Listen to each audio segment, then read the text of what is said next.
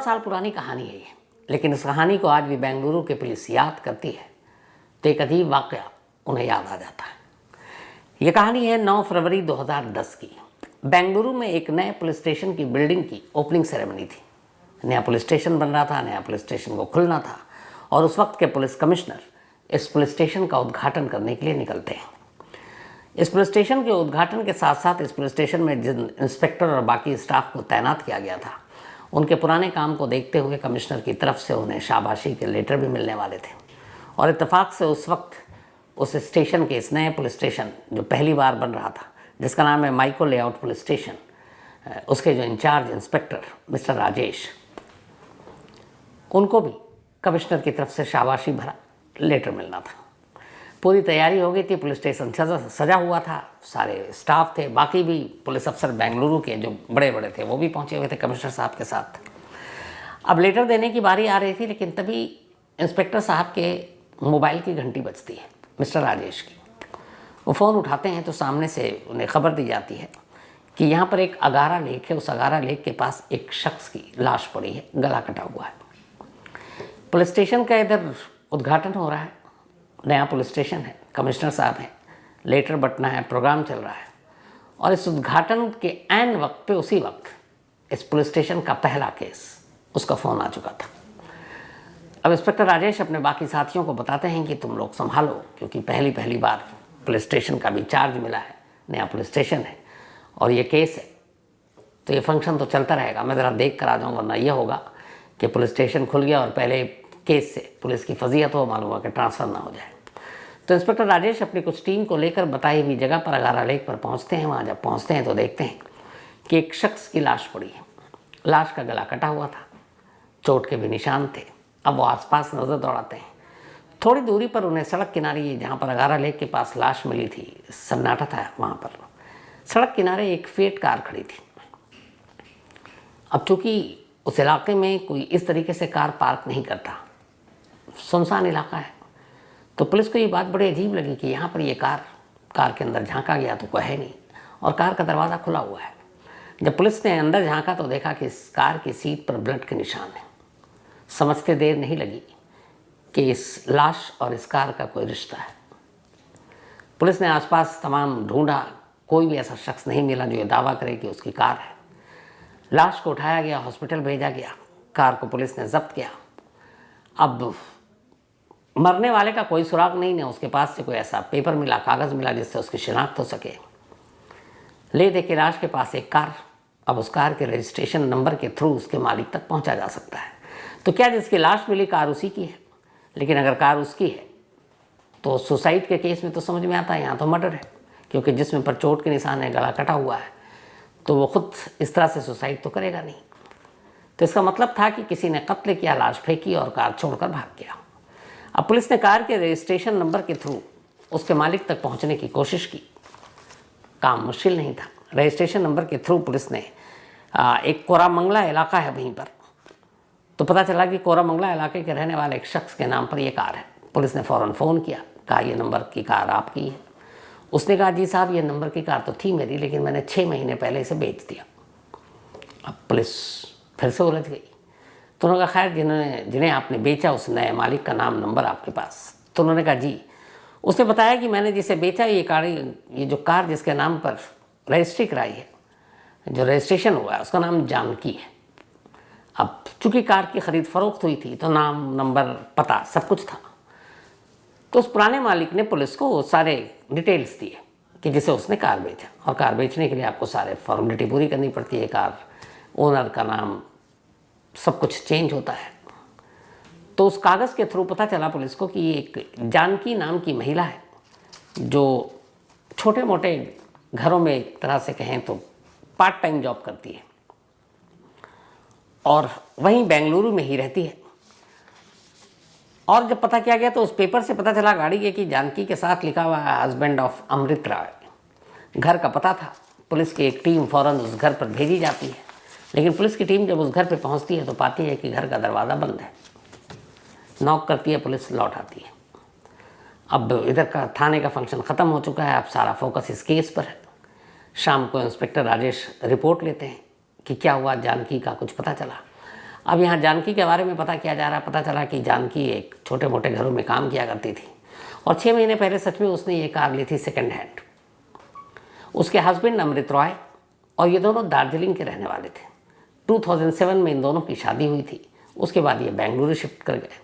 अमृत राय एक ठीक ठाक अच्छा खासा लड़का था दार्जिलिंग में, ठीक ठाक उसके पास पैसे थे, लड़का शरीफ, इसलिए जानकी के घर वालों ने अमृत राय से उसकी शादी करा दी। दोनों एक दूसरे को प्यार भी करते थे।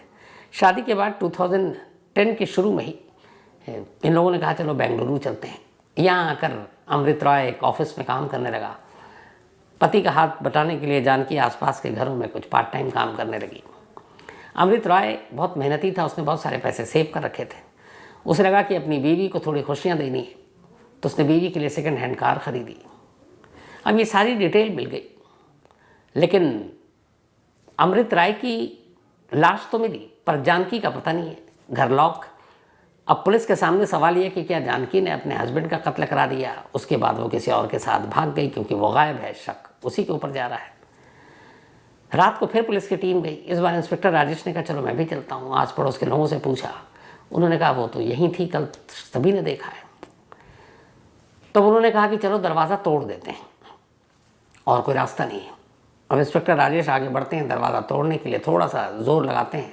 पता चला दरवाज़ा लॉक ही नहीं था। इससे पहले जो कांस्टेबल वहाँ आया था उसने सिर्फ दरवाजे पे हाथ लगाया, नॉक किया और निकल गया कि दरवाज़ा बंद है, जबकि वो दरवाज़ा खुला हुआ था। सिर्फ दोनों डोर एक साथ लगे हुए थे। इंस्पेक्टर राजेश ने हाथ मारा, दरवाज़ा खुल गया, अंदर गए। जब अंदर जाते हैं तो पुलिस वाले हैरान। अंदर एक कमरे में एक महिला की लाश पड़ी थी, खून से लथपथ। जब पुलिस ने आस पड़ोस के लोगों को बुलाया तो पता चला यही तो जानकी है। तो अजीब अजीब कत्ल की दास्तान है। 24 घंटे के अंदर अंदर एक नए पुलिस स्टेशन का उद्घाटन हुआ, ओपनिंग सेरेमनी हुई, और पहला केस एक डबल मर्डर का।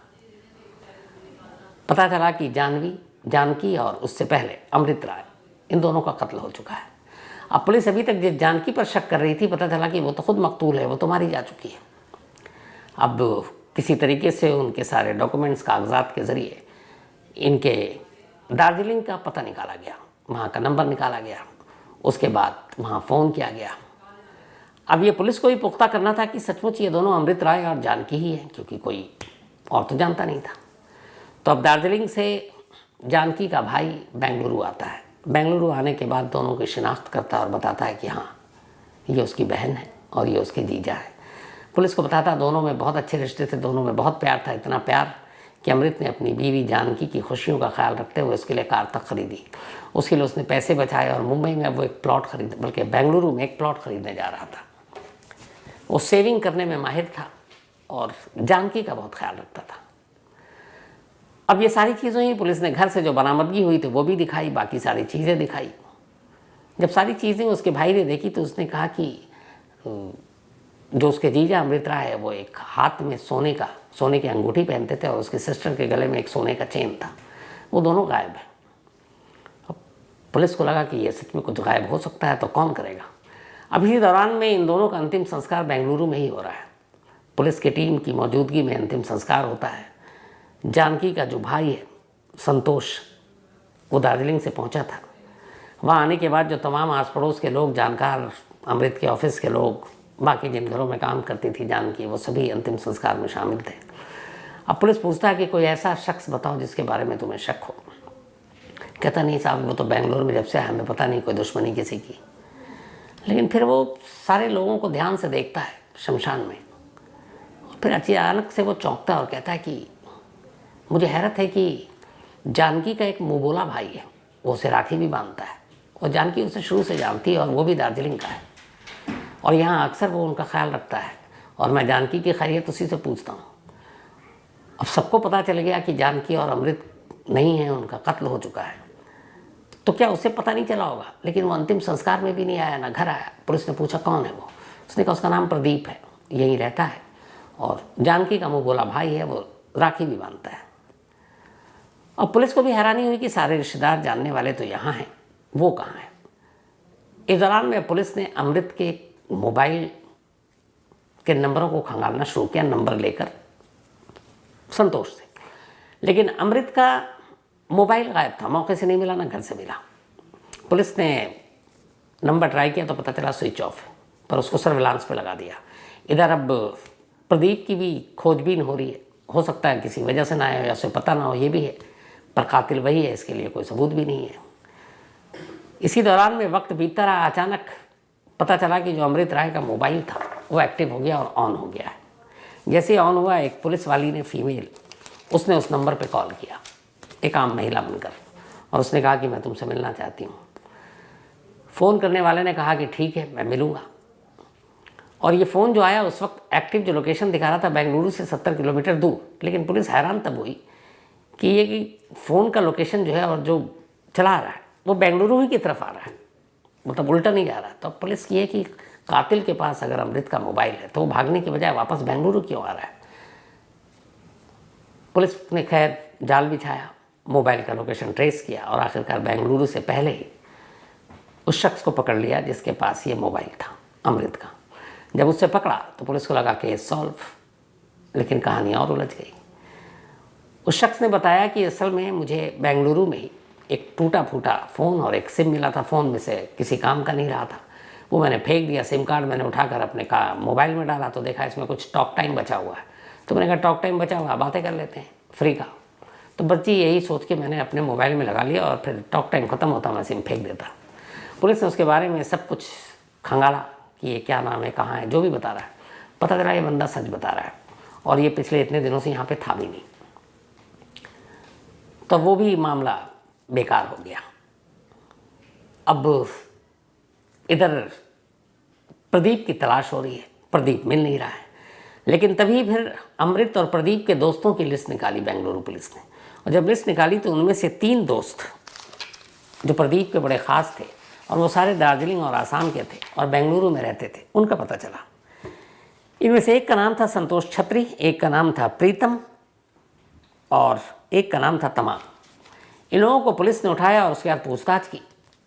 तीनों अलग अलग कहानी बताने लगे, लेकिन अलग अलग बैठाकर जब पुलिस ने उनको इंटरोगेट किया और ये थोड़ा खेल खेला कि उसने तो ये कहा, उसने ये कहा, तो आपस में उनके बयान मैच नहीं कर रहे थे।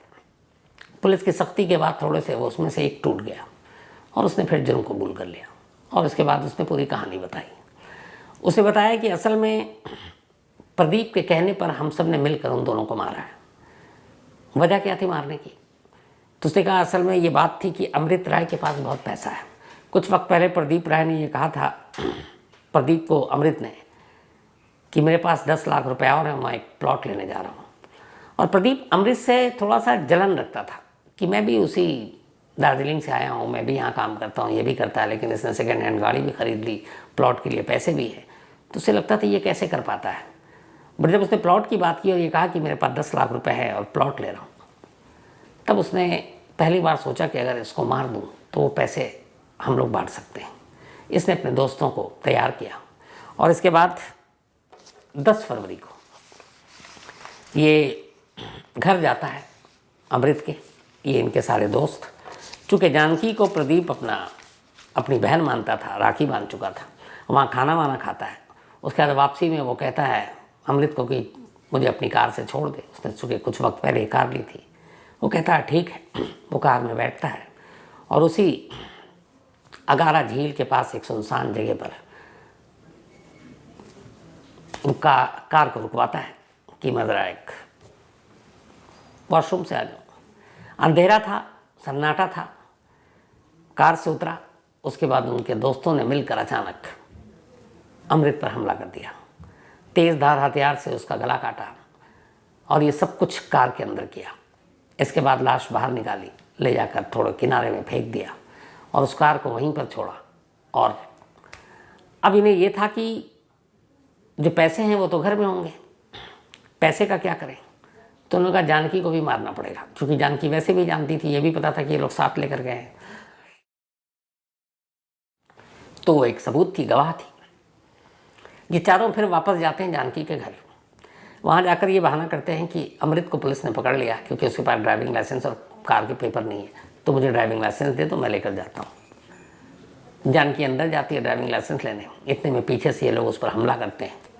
जब हमला करते हैं तो जानकी भी अपने डिफेंस में उनसे लड़ती है, लेकिन वो 3-4 वो अकेली कुछ देर में हार जाती है।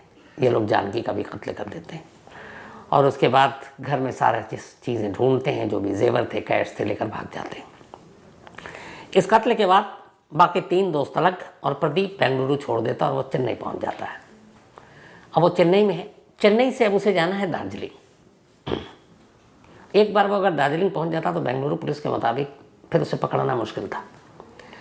अब ये पहुंचा चेन्नई।